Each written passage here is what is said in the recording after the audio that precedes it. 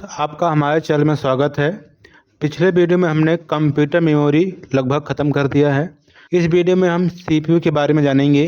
CPU कैसे काम करता है, सीपीयू कैसा डिवाइस है, इसके बारे में समझेंगे। ठीक है, या इसके कौन कौन से पार्ट हैं जो सबसे ज़्यादा यूज में लाए जाते हैं। तो चलिए आगे बढ़ते हैं। सीपीयू क्या है? सीपीयू का पूरा नाम सेंट्रल प्रोसेसिंग यूनिट है, यानी कि सीपीयू का फुल फॉर्म क्या है? सेंट्रल प्रोसेसिंग यूनिट है। इसे प्रोसेसर या माइक्रो प्रोसेसर भी कहा जाता है। किसे? सीपीयू को। ठीक है, सीपीयू को हम माइक्रो प्रोसेसर भी कहते हैं। या पीसी से जुड़े जितने भी उपकरण होते हैं, यानी कि पर्सनल कंप्यूटर से जितने भी आपके उपकरण जुड़े होते हैं, चाहे इनपुट के हों, आउटपुट के हों या स्टोरेज के हों, सभी को नियंत्रित करने का काम सीपीयू का होता है। या कंप्यूटर के द्वारा प्राप्त सूचनाओं का विश्लेषण भी करता है। आपने क्या क्या डेटा दिया है, न्यूमेरिकल दिया है, अल्फ़ाबेटिक दिया है, ठीक है, लॉजिकल दिया है, तो उस प्रकार से सूचनाओं का क्या करता है? विश्लेषण करता है। यह एक इलेक्ट्रॉनिक माइक्रोचिप होता है जो डेटा को इन्फॉर्मेशन में बदलते हुए प्रोसेस करता है। अब यहाँ पे आपका जो सीपीयू का जो मेन काम है लिखा हुआ है, यानी जो भी हम डेटा देते हैं, डेटा आपका नंबर भी हो सकता है, आपका अक्षर भी हो सकता है, अक्षर में आपका हिंदी भी हो सकता है, इंग्लिश भी हो सकता है। ठीक है, जो भी आप डाटा डालते हैं उन सभी डाटाओं को क्या करता है? इन्फॉर्मेशन बदलते हुए प्रोसेस करता है, आगे काम बढ़ाता है। इसे कंप्यूटर का ब्रेन कहते हैं। किसको? सीपीयू को। जो आपका माइक्रोचिप है, जो आपका इलेक्ट्रॉनिक माइक्रोचिप है, उसी को हम सीपीयू का ब्रेन कहते हैं। यह कंप्यूटर के सिस्टम के सारे कार्य को नियंत्रित करता है, चाहे इनपुट के हों, आउटपुट के हों, स्टोरेज के हों। तीनों के तीनों डिवाइसेस को आपस में तालमेल बैठाने का काम सीपीयू का होता है। ठीक है, आगे बढ़ते हैं। इसके भी कुछ भाग निम्नलिखित हैं सीपीयू के। इसका भी अलग अलग कैटेगरीज है जो अलग अलग काम करता है। तो इसका पहला जो भाग आपका है अर्थमेटिक लॉजिक यूनिट, यानी कि ALU, जिसका शॉर्ट नेम है ALU, अर्थमेटिक लॉजिक यूनिट। इसका काम क्या होता है? इसका काम जो भी आप डाटा देते हैं, गिनती के आधार पर उसको जोड़ना, घटाना, गुणा करना, भाग करना, हाँ या ना में जवाब देना, छोटा या बड़ा बताना, ठीक है, लॉजिक तैयार करना, इस सभी काम एलयू मेमोरी के द्वारा कंप्लीट होती है। ठीक है, तो एक काम आपका हो गया जो आपका सीपीयू के अंदर काम करती है, जो आपका एलयू। ठीक है, दूसरा आपका जो है कंट्रोल यूनिट, जिसको हम सीयू कहते हैं। ठीक है, यह कंप्यूटर के सारे कार्य को नियंत्रित करता है। यह कंप्यूटर के सारे विभाग को, जैसे इनपुट है, आउटपुट है, प्रोसेसर है इत्यादि, इस सभी के बीच जितनी भी गतिविधियाँ होती हैं उन सबको बीच तालमेल बैठाने का काम करता है। यानी कि इनपुट से आया है तो उसको कहाँ जाना है, आउटपुट कहाँ दिखाना है, डाटा को कहाँ सेव करके रखना है। ठीक है, इन सब का तालमेल बैठाना कि डाटा आपस में क्लूजन ना हो, मतलब लड़े ना, मतलब आपस में क्रैक ना हो, सिस्टम आसानी से चलता रहे, कोई प्रॉब्लम ना हो, उस सबसे छुटकारा पाने के लिए कंट्रोल क्या करता है? सबको एक दिशा निर्देश देता रहता है और सारे काम एक स्टेप बाय स्टेप होते रहते हैं। ठीक है, उसके बाद लास्ट में आपका है मेमोरी यूनिट, यानी कि जो आपका मेन डाटा जो संग्रह करने का काम होता है। ठीक है, यह डेटा और निर्देश का संग्रह करने में प्रयुक्त होता है। इसे मुख्यतः दो भागों में बांटा गया, प्राइमरी मेमोरी और सेकेंडरी मेमोरी। मेमोरी में विभाजित करते जब भी हम इसको अलग अलग भाग में डिवाइड करते हैं तो यहाँ पे आपके कुछ और भी नाम है प्राइमरी मेमोरी के और सेकेंडरी मेमोरी को, जो अलग अलग नाम से भी जाने जाते हैं। मैं अभी आपको बता रहा हूँ। ठीक है, पहले इसको समझ लेते हैं काम क्या इसका है। अर्थात वर्तमान में उपयोग हो रहे डाटा या निर्देश का संग्रह प्राइमरी मेमोरी में होता है और सेकेंडरी मेमोरी का उपयोग बाद में होता है। यानी कि जब डाटा आपको संग्रहित करना होता है, डाटा आपको रखना होता है 2-4-10 दिन के लिए, 2-4-10 साल के लिए, तो उस समय हम सेकेंडरी मेमोरी में सेव कर देते हैं। डाटा वहाँ पे सेव हो जाता है और उसको आप डाटा तब डिलीट कर पाएंगे या तब डाटा डिलीट होगा जब आप स्वयं से उसको डाटा डिलीट करेंगे। ठीक है, और जो प्राइमरी मेमोरी होती है, जब सिस्टम को ऑन करते हैं, लिखना स्टार्ट कर दिए, मूवी चला दिए या कोई काम करना स्टार्ट कर दिए, तो उसमें आपका रैम काम करता है, आपका प्राइमरी मेमोरी काम करती है। ठीक है, तो प्राइमरी मेमोरी और सेकेंडरी मेमोरी के भी अलग अलग दो नाम हैं। मैं आपको बता देता हूँ, एक बढ़िया से फिर से आपको समझा देता हूँ जिससे आपको आसानी रहे याद रखने में। ठीक है,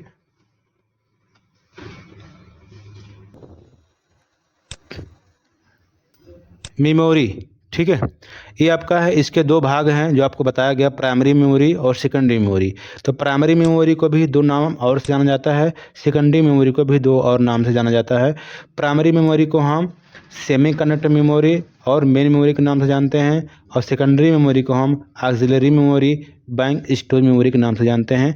इसको आप नोट करके रख लीजिए, इसमें कन्फ्यूजन आपको ना हो, इसलिए मैंने एक इकट्ठा करके आपको लिख के बता दिया हूँ। ठीक है, इसके अंतर्गत क्या क्या आते हैं मैं आपको समझा देता हूँ। तो मेन मेमोरी के अंतर्गत दो प्रकार की मेमोरी आती हैं, एक अस्थाई, एक आपका अस्थाई। तो अस्थाई जो आपका होता है वोलेटाइल कहलाती है, और जो अस्थाई होती है आपको नॉन वोलेटाइल कहलाती है। ठीक है, तो जो आपका रोम होता है आपका अस्थाई मेमोरी होती है, इसमें डाटा हमेशा के लिए सेव रहता है, इसमें कोई परिवर्तन नहीं कर सकते, जो हमने पिछले वीडियो में आपको समझाया है। और जो आपका रैम आता है वो आपका अस्थाई में आता है, जिसमें डाटा तब तक रहता है जब तक सिस्टम आपका चलता रहता है, और जैसे आपका लाइट जाएगा डाटा उड़ जाएगा। ठीक है, तो ये आपका हो गया मेन मेमोरी या प्राइमरी मेमोरी या सेमी कंडक्टर मेमोरी के बारे में। सेकेंडरी मेमोरी का काम क्या है, जो डाटा हमेशा के लिए सेव रखता है, हार्ड डिस्क है, यूएसबी ड्राइव है, पेन ड्राइव है, फ्लॉपी डिस्क हैं। ठीक है, ये सब आपके सेकेंडरी मेमोरी के अंतर्गत आते हैं। ठीक है, तो ये आपके हो गए जो आपके सबसे इम्पोर्टेंट क्वेश्चन था कि प्राइमरी मेमोरी और सेकेंडरी मेमोरी के और कौन कौन से दो नाम हैं। ठीक है, कंप्यूटर हमारा जो सीपीयू है कैसे काम करता है, ठीक है, उसका एक आरेख चित्र देख लेते हैं, जिसको हम आईपीयू साइकिल कहते हैं। ठीक है, तो इनपुट प्रोसेसिंग आउटपुट, ये इसका फुल फॉर्म है।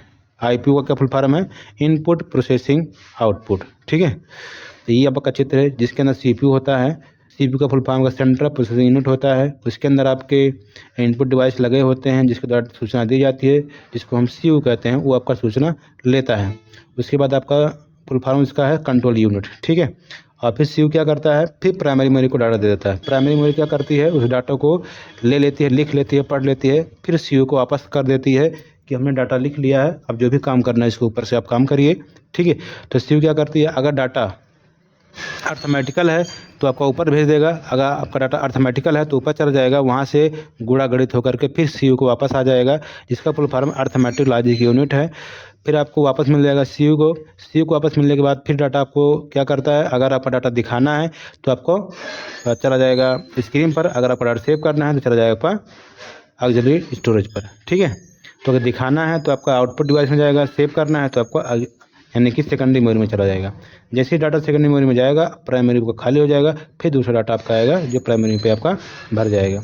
अगर प्राइमरी में ज़्यादा बड़ा है, 2 GB RAM, 4 GB RAM, 8 GB RAM, तो डाटा तब भी रखता है जब आप डाटा सेव नहीं करते, तब भी रहता है, जब आप सेव करेंगे तभी रहेगा, अदरवाइज नहीं सेव करेंगे ऑटोमेटिक वहाँ से डाटा खत्म हो जाएगा सिस्टम को बंद करते ही। ठीक है, तो ये आपका साइकिल है, जिस तरह से डाटा दिया जाता है उस तरह से डाटा का साइकिल बना हुआ है, यानी कि इनपुट यहाँ से जाता है, फिर आपका सीयू को मिलता है, सीयू क्या करता है, डाटा को फिर पहले रैम को देता है, रैम उसको लिख पढ़ लेता है, डाटा कैसा है, मतलब अर्थमेटिकल है कि आपका न्यूमेरिकल है।